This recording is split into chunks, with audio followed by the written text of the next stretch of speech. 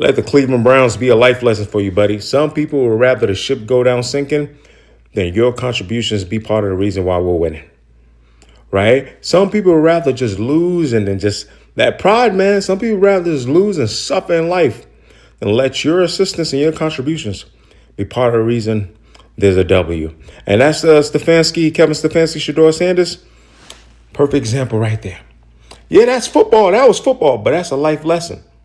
Stefanski made a business decision. Took the boy out the game. Said, hey, I'd rather lose rushing touchdown, passing touchdown, tie it up. To get within 2.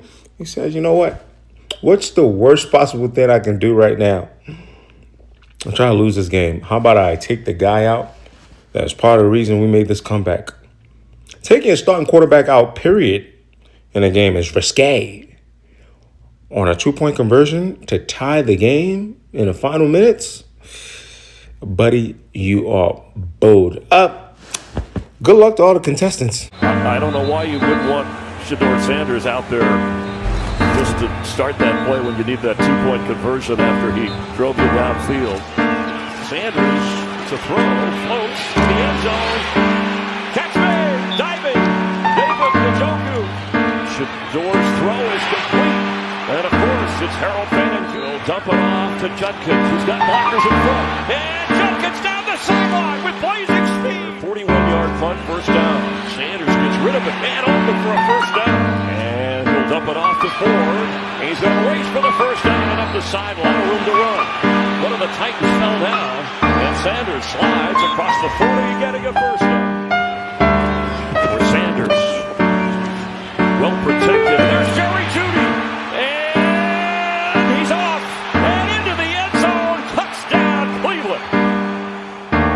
A miss. That just hadn't worked out. Sanders fires and catch made across midfield. Harold Fannin with the grab. Sanders throw open and got the catch. Cedric Tillman. Sanders hesitates and he gets away. Sanders will keep.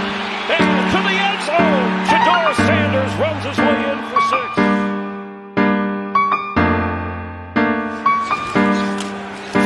Fires from the end zone, open, leaping up and grabbing. So he has a touchdown run to go with 2 touchdown passes. What else does he have up his sleeve? 300-plus yards passing, a career day in his 3rd start.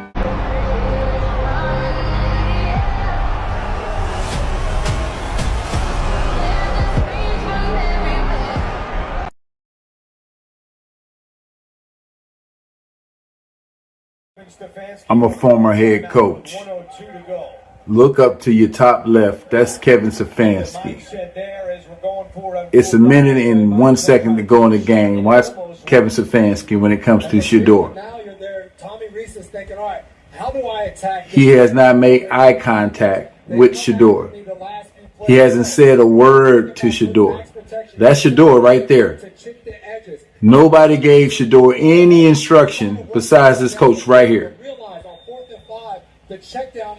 Who is that coach? He's not the quarterback coach. He's not the offensive coordinator.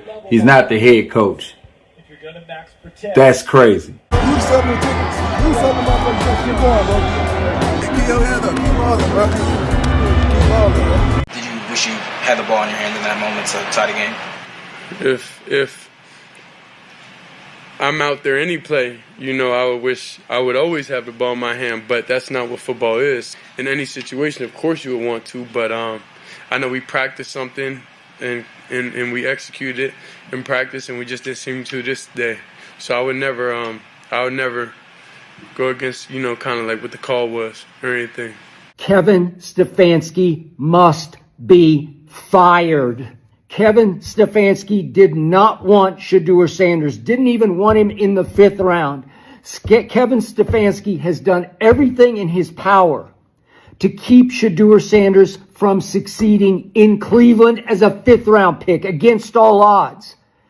Even yanking Shedeur again for the potential tying 2-point conversion, going with the Wildcat. It was a disaster after Shedeur had shown again and again he's the answer in the red zone for the Cleveland Browns. Shedeur Sanders just played by far his best game as a pro. He just threw for 364 yards and 3 touchdowns and led the Browns in rushing and scored a rushing touchdown from 7 yards. Clutch, clutch, clutch. Just led an 80-yard drive in 7 plays to put them within strike. Only way tough on my back if I got me a Cleveland jersey. Hold up. That ain't shit. No, that ain't shit. Only way tough on my back if I got a Cleveland jersey. It's obvious that Deion taught his kids how to be confident, but when it comes to Shedeur, I believe that Bucky is the battery in his back. Happy New Year, man. I'm here with the GOAT, you know what I'm saying? Gucci down. Show the shoes, please. Show the shoes, please. I'm here with the other GOAT, Shedeur Sanders. This is enough swag and enough stunning right there. Top 10 in the world. And I do not think that people talk enough about Bucky. And I also feel that Bucky does not get enough credit. Because if it wasn't for his dedication and the love that he has for media, we would not see that had it not been for Bucky. My son, Junior, stand up. Yeah. He does all our social media, so all the stuff you've been seeing, that's him. And I wholeheartedly believe that Bucky is the one that keeps Shedeur's confidence steady. And you can clearly see that anytime Bucky is around, Shedeur feels a sense of comfort. Yo, go! Hey, you know what happens when you pull up, bro? You know what happens when you pull up, man? It's over with. I'm right here. I'm right here. I'm right here. I'm right here. I'm right here. I'm right here. I'm right here. And me personally, I love the fact of how Bucky prays over his brothers. And not only does he pray for his brother, he intercedes for his brother. He goes to the Father on behalf of his brother to give his brother the strength that he needs to perform. Your design, God. This is your game. So you don't put that table in front of all the enemies. This is that table you created, Lord.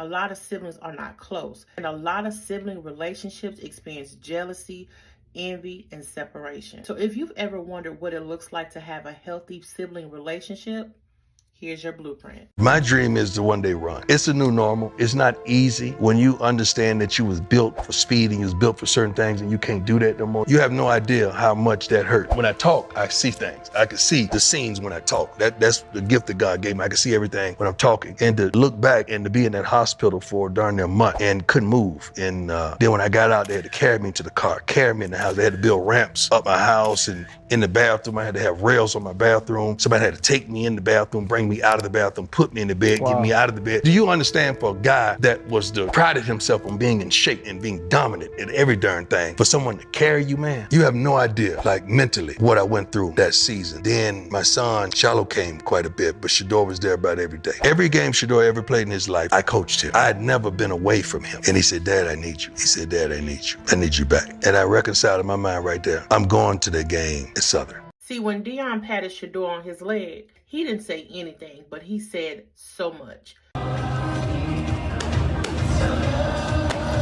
Came here, seen Dad.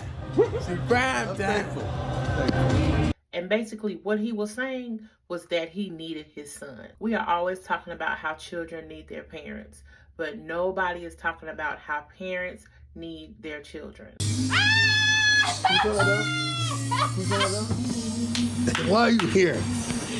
Why are you here? I know you need your son. I know you need some love and affection. I know you need your dad. I know you need some love and affection. Are you playing today? I know you need some love and affection, dog. You do. I know. You do too. You do too. You do too. Prime time.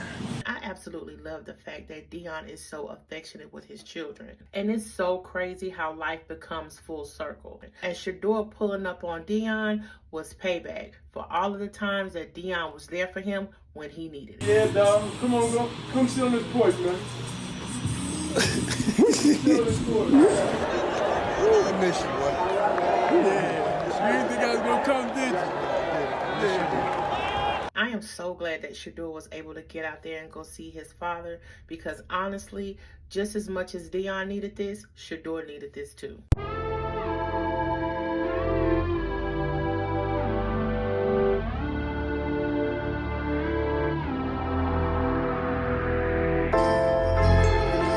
These last couple games of the season are essentially a tryout for Shedeur Sanders. The Browns want to figure out if he's a good enough quarterback to try and build around next season, and his performance against the Titans leads me to believe that he is.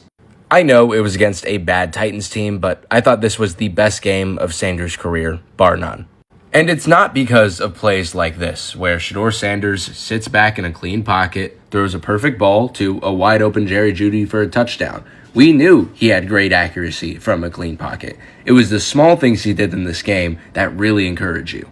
Like this play. This is just a check down to the running back, but watch the process of how he gets to the check down. Ball gets snapped, he drops back, eyes immediately get to 1. What isn't there?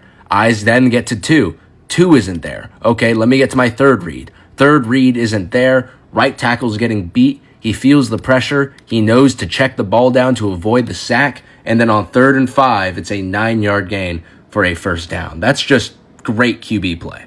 The pocket presence and feel in this game were just top-notch. Like on this play, the Browns are in shotgun. They've got trips to the right side where they've got a bender by the slot. They've got a dig over the middle by Harold Fannin into the Titans' too high quarters look. Ball gets snapped, Sanders drops back, and he's going to be facing immediate pressure off that left edge. But watch how he just calmly steps up in the pocket while keeping his eyes down the field. Now, Sanders wants to hit the bender to Isaiah Bond. So that's where he's looking this whole time, and that's where he wants to load up the throw. But when he sees this backer stay to sit over the middle in front of that bender, he's going to move off that read, look to his second read, throw the ball on the move perfectly to Fannin to pick up a first down. And now we can really dive into his main selling point, the accuracy. On the run, from a clean pocket, under pressure, he was delivering dimes all day. Like on this play, watch as before the ball is snapped, this safety is going to move down into the box, indicating that it's probably man coverage. Shedeur sees this, and then he's going to check in to a different play. And I think that play is a wheel to Harold Fannin Jr. That's what he wants to hit. He's going to drop back to pass. He's looking that way, but as you can see, the offensive line doesn't do a very good job protecting him, and he gets pummeled as he throws that ball.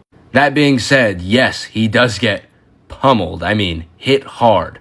But he throws an absolute perfect ball to Harold Fannin for a 35-yard explosive play.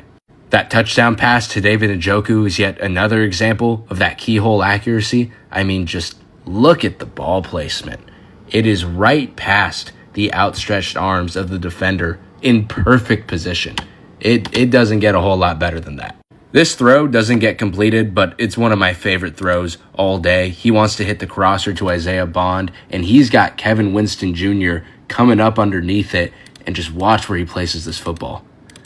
I think that should be caught. Now, Kevin Winston does a great job attacking the ball in the air, but that accuracy is insane. He got through his reads. He did a great job avoiding pressure and stepping up in the pocket all day. He made plays with his legs. I mean, there's a lot to be excited about here. There's still a couple more games, but as of right now, I think he's somebody that's worth building around for sure.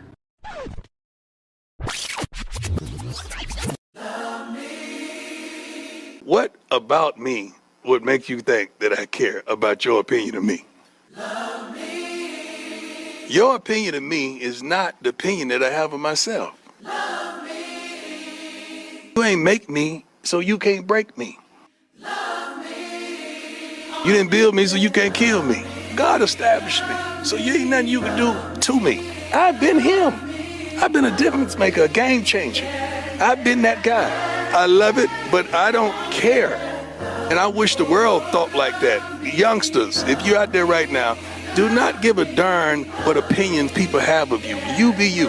I don't have bad days, man. I may have a bad moment, maybe even a bad hour, but never a bad day. Ain't nobody gonna get me hot but me. Because you gotta want it, you gotta work it, and you gotta win it.